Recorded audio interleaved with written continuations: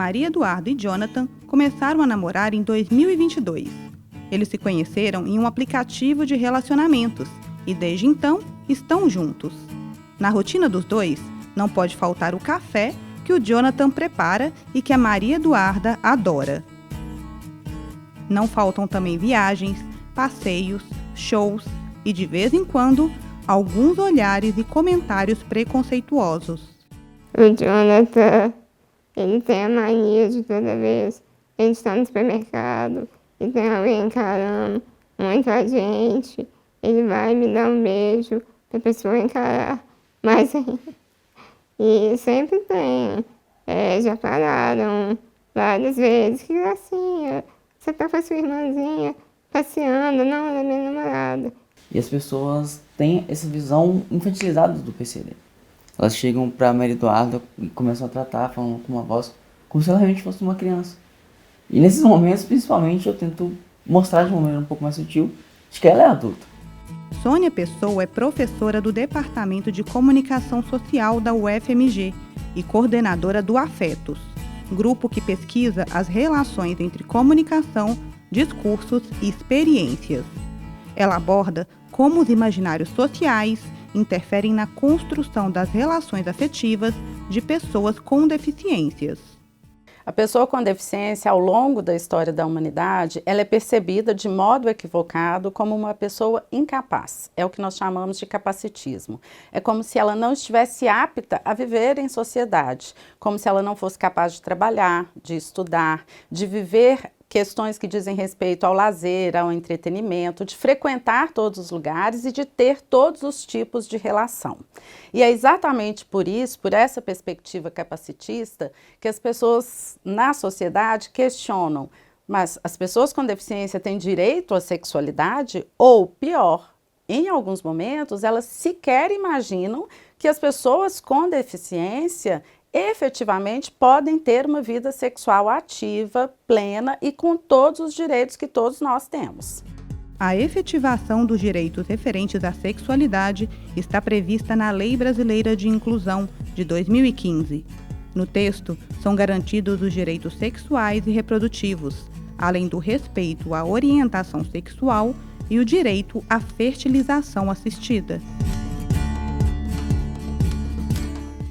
A concepção de que uma pessoa que possui deficiência é uma pessoa plenamente capaz há na legislação. Então, não há nenhuma restrição em relação ao exercício de direito de uma maneira técnica. Formalmente, o direito à sexualidade ele é plenamente garantido. Então, a legislação ela traz essa transformação, só que em relação à sexualidade, parece que há um tabu muito grande ainda. A Maria Eduarda é psicóloga. Ela acredita que o tabu sobre o tema da sexualidade faz com que o assunto não seja abordado com as pessoas com deficiências.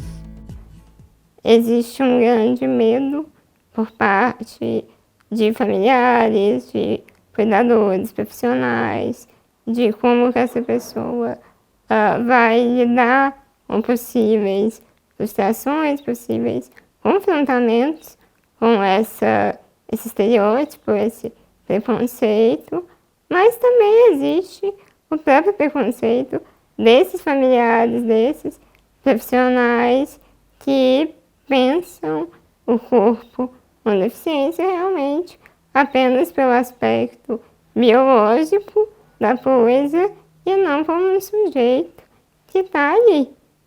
Vão haver criações capacitistas, claro, com amor, com cuidado, com afeto, mas com a sementinha ali plantada desde muito cedo de que existem campos da vida dessa pessoa que ela não vai explorar.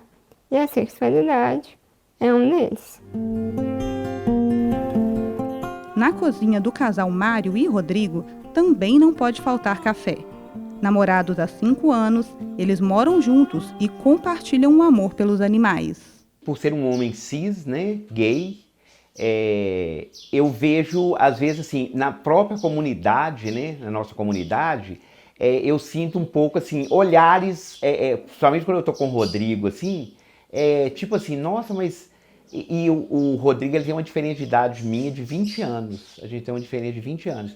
Então, algumas pessoas olham com aquela questão assim, nossa, esse rapaz tão novo, né? Com uma pessoa já 60 mais, ainda PCD, né? Eu ainda sofro um pouco isso nos olhares, sabe? Eu vejo a minha sexualidade, assim, como uma coisa normal, como uma coisa, assim, de um cotidiano de qualquer pessoa, né? De sentir atração, às vezes. Hoje eu tô com o Rodrigo, graças a Deus, assim, é um companheirão, né, que eu tenho. Tudo que acontece, eu acho, com um adolescente, digamos, normal, acontece com uma criança com síndrome de Down, um adolescente com síndrome de Down. Os sentimentos afloram da mesma forma. Então eu sinto que, para mim, veio com muita naturalidade, assim, como deveria ser, né, para todos. Teoricamente, a gente deveria viver todo esse processo, tal qual todos os outros seres humanos nesses momentos.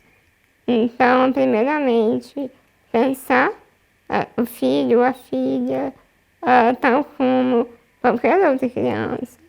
E, ao mesmo tempo, por não ser como qualquer outra criança, que cada um vai ter a sua especificidade, independente de qualquer coisa, mas também de orientar de que, olha, sim, você pode e deve se relacionar conforme a sua vontade, o seu interesse, mas nós também estamos triplamente vulneráveis à violência, também somos muito hipersexualizados. Então, se em uma mão existe essa via do angelical, por outra também existe um objeto vulnerável. O alerta feito por Maria Eduarda é confirmado pelos números. Em 2023, foram notificados mais de 20 mil casos de violência contra pessoas com deficiências no Brasil. 22,3% das notificações foram de violência sexual, o que corresponde a 4.465 casos. Mais de 86% das violências sexuais foram cometidas contra mulheres. Não é raro, muito pelo contrário, homens em redes sociais comentando posts de meninas e mulheres com coisas como: nossa, essa daí não ia nem reclamar. Para casos de mulheres ou homens também que têm uma verbalização, que não são verbais, né? Não são oralizados. A sociedade impõe para a pessoa com deficiência barreiras específicas para o exercício de direitos sexuais. Então, uma dessas primeiras barreiras é a ideia de assexualidade. Como assim? A pessoa com deficiência não teria absolutamente nenhum desejo sexual, nenhuma manifestação de direito à sexualidade. Não é como se fosse algo que a ela coubesse. O oposto desse mito ou desse preconceito é o da hipersexualidade. Ou seja, a pessoa com deficiência ela não tem controle nenhum. Então, esses dois parâmetros são os iniciais.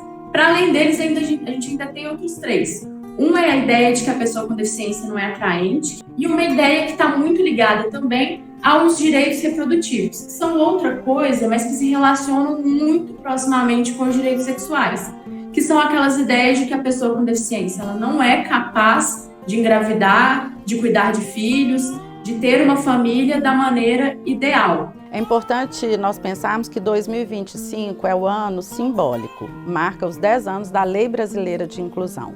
E está previsto na lei o direito da pessoa com deficiência ao corpo, ao próprio corpo, ao direito reprodutivo e a tudo o que diz respeito à sexualidade. Os imaginários, quando eles são exacerbados, eles têm uma função perversa social, que é estereotipar as pessoas. Quando você estereotipiza uma pessoa e diz que ela é incapaz, você está atingindo os direitos fundamentais da existência dessa pessoa. E a sexualidade é um direito fundamental do ser humano.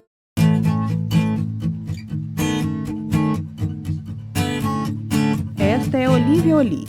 Quem dá a vida a ela é o Mário. Na casa dele e do Rodrigo, Olivia tem um quarto só para ela. A Olivia veio para quebrar esses tabus também, sabe? De subir em trio elétrico, de subir em palcos com escadas. Na parada PCD, uma mensagem que eu deixei para os PCDs para eles saírem na rua.